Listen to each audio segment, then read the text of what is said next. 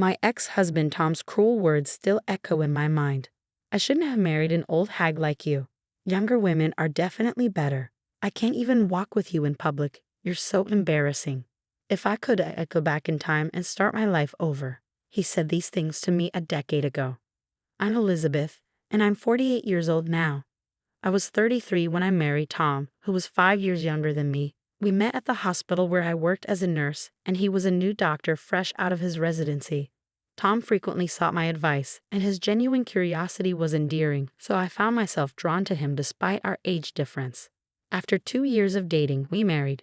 Despite some initial worries about the age gap, Tom seemed unconcerned, so I put my doubts aside. However, after 5 years of marriage, Tom's demeanor changed. He began verbally abusing me, constantly voicing his regret over not marrying a younger woman. His overly friendly interactions with young nurses at work upset me, but I stayed quiet, not wanting to cause a scene in the hospital. Tom's infidelity was revealed one day, and the other woman was a former patient of his, someone I had never met because we worked in different departments. She was 10 years younger than me and expecting his child.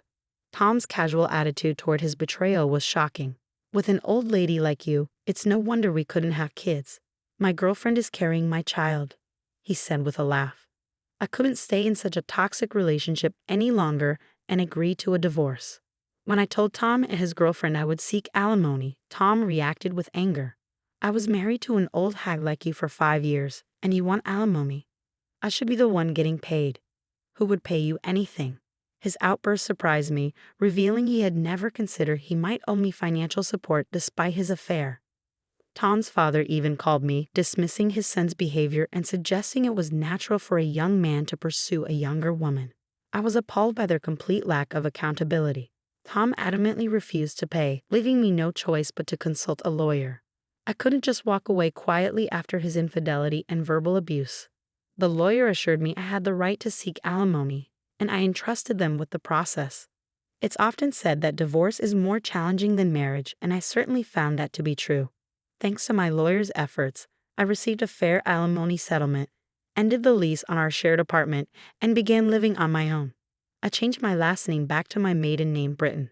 One positive outcome was that Tom transferred to a different hospital. I wouldn't want to work with a greedy old hag like you, he remarked as a final jab. Though he quickly secured a new position at another hospital, likely in anticipation of backlash from marrying his mistress, it was clear he had planned his next move carefully. Despite everything, rumors about me circulated, suggesting I had been cast aside by my younger husband. This constant gossip weighed heavily on me and made me feel paranoid. Eventually, I left my job at the hospital. After some time aimlessly drifting, I decided to pursue work again, as I thrive on staying busy and active. Luckily, I found a small maternity clinic just 2 stops away from my new home that was looking for nurses, and I was hired immediately. Though the hospital was small with few doctors and nurses, it was a pleasant work environment where everyone got along well with patients. Miss Britton, you have a keen eye and the patients adore you. We're fortunate to have you, they would tell me. But my peace didn't last long. A pregnant woman was referred to us from another hospital, and I immediately recognized her name, Sarah Evans. She shared the same last name as Tom's mistress. Curious, I checked her husband's name, Tom Evans, a doctor. Without a doubt, it was my ex-husband Tom. His new hospital lacked an obstetrics department, so they had been referred to us. Since I had resumed my maiden name and we had never met in person, she did not recognize me, but I never expected our paths to cross here. I hesitated to reveal to anyone that she was my ex-husband's mistress, so I kept the information to myself for a few days. Then one day, Tom accompanied his wife to her checkup. His eyes widened in shock when he saw me. Clearly, he had not anticipated running into me here, and I certainly had no desire to see him either. "What are you doing here?" Tom questioned me, and his wife quickly realized who I was. "Wait, is she here to harass us?" she asked, casting an accusatory glance in my direction. "Of course not," I replied. "I was here first. I had no idea Tom had moved near this hospital, but Tom refused to hear my side of the story and accused me of following them to cause trouble. "You're stalking me, aren't you?" he shouted. "Don't be absurd." Why would I do that? You squeezed money out of me because you're old and got dumped, he yelled, causing everyone in the examination room to learn about our relationship. The stares of the onlookers made me feel uncomfortable, even though I knew Tom was in the wrong. His wife escalated the situation by feigning distress, saying, "Oh, I'm scared. I feel like I've been targeted ever since I came here. What if something happens to my baby?" Tom took this opportunity to demand, "Please keep her away from my wife." The doctor in charge then asked me to leave the examination room, likely just trying to defuse the situation. I understood the need to prioritize patients, but I felt deeply humiliated. I didn't want to be there either, especially because I didn't want the details of my divorce to be exposed. To make matters worse, Tom's wife continued to berate me every time she came to the hospital. Although everyone knew I wasn't to blame, they chose to remain silent to avoid upsetting her or interfering with her pregnancy. As a result, the work environment grew increasingly uncomfortable. With more than 6 months until her due date, I couldn't imagine enduring the tense atmosphere for that long. Although it was a good workplace, I decided to resign from the hospital. "It's a shame, but there's nothing we can do," the director said, looking somewhat relieved. Though I knew I had done nothing wrong, it felt as if I were being unjustly penalized. Worn out from the ordeal, I decided not to search for a new hospital job and instead returned to my parents' rural home. They welcomed me without saying a word. Initially, I found it difficult to do anything, but the thought of remaining idle at home made me feel guilty. So I took a part-time job at a nearby supermarket. Working outside of a hospital was a new experience, but it offered a refreshing change of pace. I had always loved being a nurse, and it brought me great fulfillment, but the constant pressure and responsibility for people's lives were a heavy burden. Stepping away from that environment was a relief for my emotional well-being. 3 years after moving back home, I was offered a full-time position at the supermarket. My hard work had been recognized, and I was genuinely pleased to accept the offer. 4 years later, a matchmaker approached me. "Would you consider an arranged marriage?" they asked, catching me off guard. "Excuse me?" "I have just the right person in mind for you," the store manager announced one day. At 45, I had no plans to remarry, so I politely declined. However, the manager was persistent. "The potential match is a 47-year-old divorcee, just like you, who went through a similar divorce due to infidelity 20 years ago," the manager explained. In the end, I agreed to at least meet the person. Given our ages, we decided to meet directly without involving any intermediaries. When I arrived at the agreed-upon restaurant, my date was already there waiting. As I walked into the room, he stood up quickly to greet me and accidentally bumped his forehead against the table in his haste to bow politely. "Ow!" He raised his face, which had turned a deep shade of red. I couldn't help but laugh at the comical situation. It was a refreshingly lighthearted start to our meeting. "Hi, I'm James. Thank you for coming today." "Nice to meet you." "I'm Elizabeth," I responded.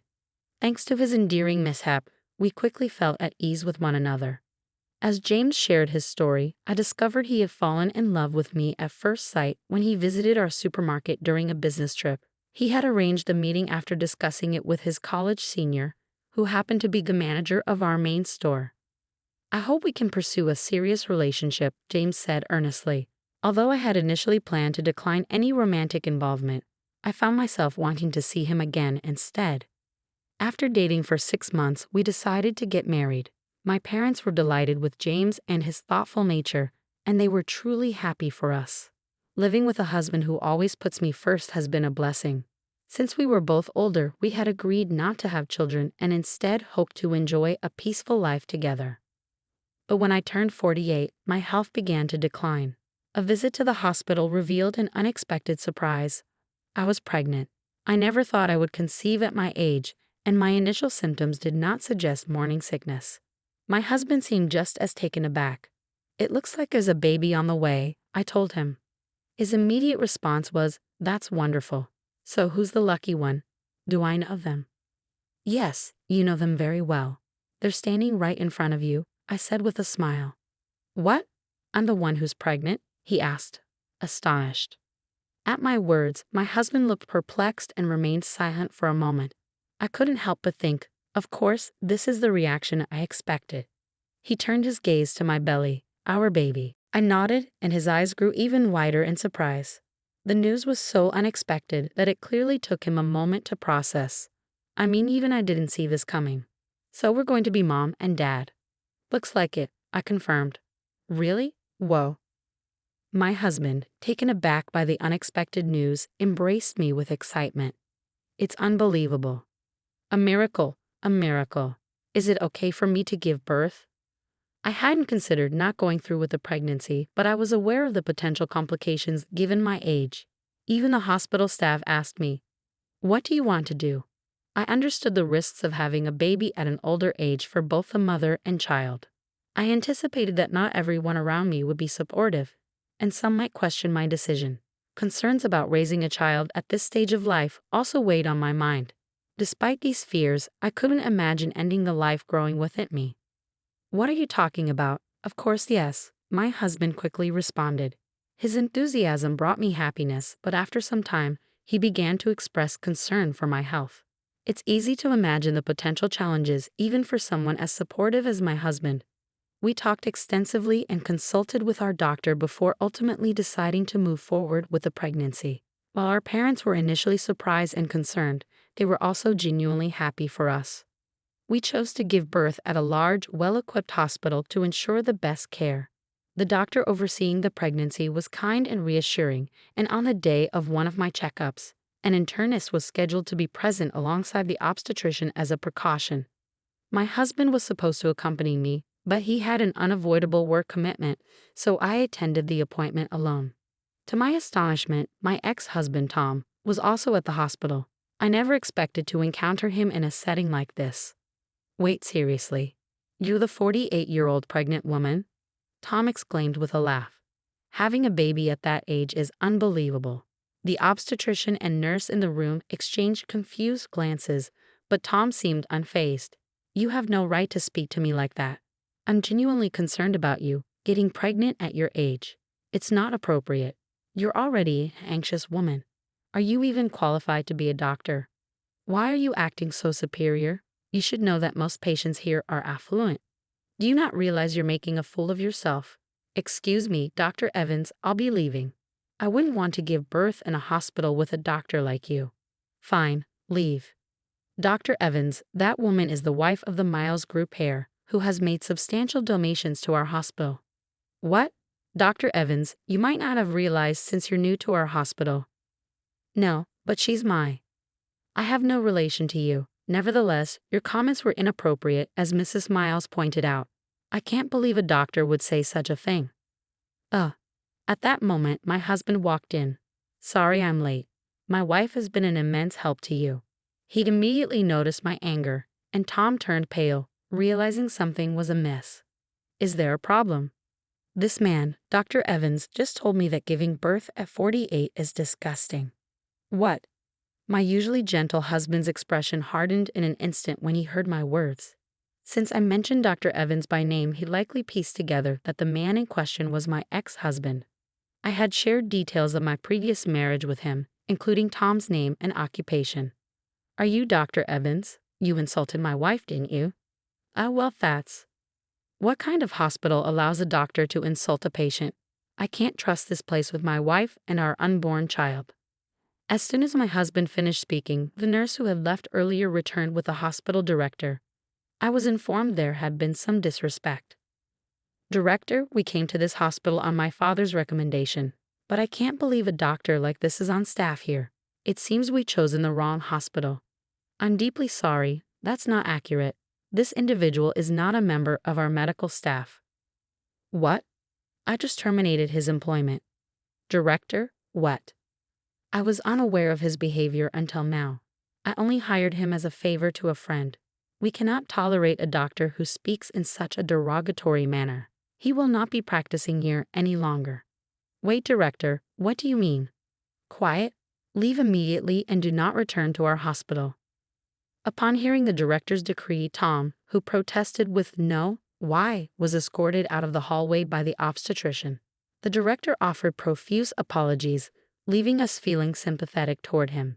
After regaining our composure, we resumed our seats, but my husband's anger lingered. "Did you only fire him because of my father's donations to the hospital?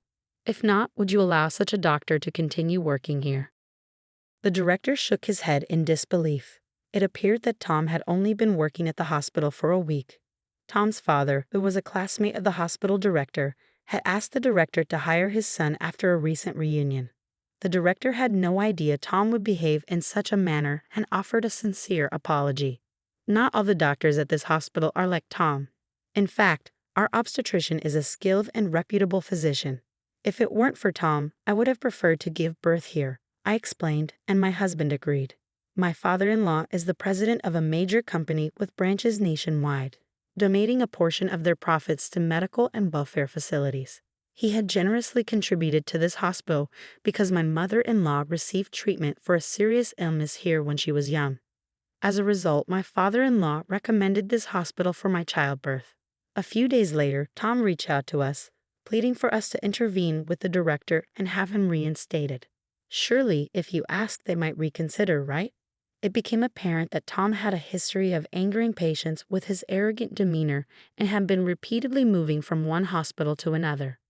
It was frustrating to see him repeating the same mistakes time and again. Despite warnings from his father, my ex-father-in-law, that there would be dire consequences if he were fired again, Tom seemed unable to learn from his actions. I couldn't help but wonder if my ex-father-in-law's leniency had contributed to Tom's behavior. When the call came, my husband was by my side. He took the phone from me and firmly warned Tom that if he ever attempted to contact us again or came near me, he would report him to the police for harassment. It seemed that Tom took this threat seriously, as he never called again. A while later, on our way home from the hospital, we stopped at a convenience store and saw Tom working there. It appeared that no other hospital would hire him anymore. He was visibly upset and told us that his wife and child had left him. But I felt no sympathy. I decided to avoid that convenience store from then on. The next year, I gave birth to a healthy baby girl. She is truly a delight, and I am committed to raising her with love and care. My husband has been enamored with our daughter since the moment she was born and is showing signs of becoming a very doting father. I'll need to keep an eye on him to make sure he doesn't spoil her too much.